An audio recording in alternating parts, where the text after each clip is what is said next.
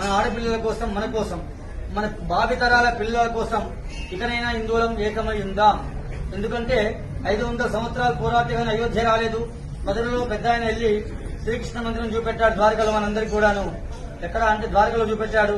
కాశీ జ్ఞానవ్యాపిని చూశాము. ఇంకా చాలా ఉన్నాయి చూసేది. మన సాంప్రదాయాలు, సనాతన ధర్మాన్ని కాపాడే వాళ్ళకి మీ అమూల్యమైన సమయం వెచ్చించండి. వచ్చేవి ఎలక్షన్లు, ఓటు కోసమే బ్యాంకింగ్ చేస్తున్నారు. మన పిల్లలకి ఏం కావాలి? విద్య కావాలి.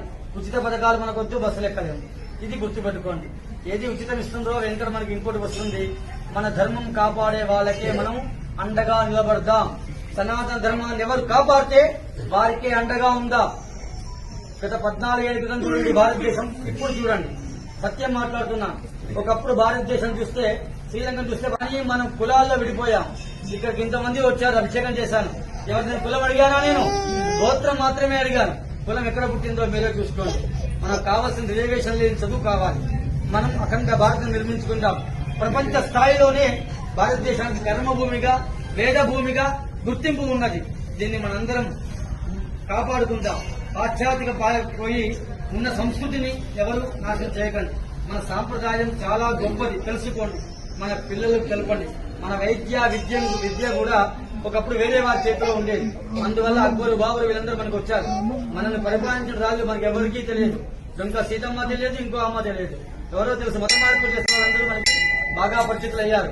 కానీ ధర్మాన్ని కాపాడే వాళ్ళకి మాత్రమే మీరు అండగా ఉండవలసిందిగా ప్రార్థన, రిక్వెస్ట్, నమస్కారం కూడా చేస్తారు.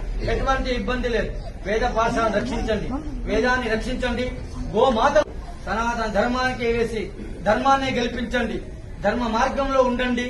ఆ భగవంతుని యొక్క అనుగ్రహాన్ని పొందండి. దేవుడు లేదనుకుందాం. అమెరికాలో ఎవరో ఉన్నారు. అక్కడి నుంచి ఫోన్ చేస్తే ఎలా వస్తుంది అంతరంగాల్లో? చెప్పండి. అక్కడ మాట్లాడుతున్నామా లేదా?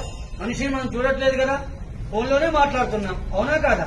అక్కడ మనిషి అలా ఉంటే మనం సంతోషపడుతున్నాం. భగవంతునికి చేసే అర్చన కూడా అలానే ఉంటుంది. స్వామి సత్ఫలితాన్ని ఇస్తాడు. ఎక్కడ లేదు చెప్పండి?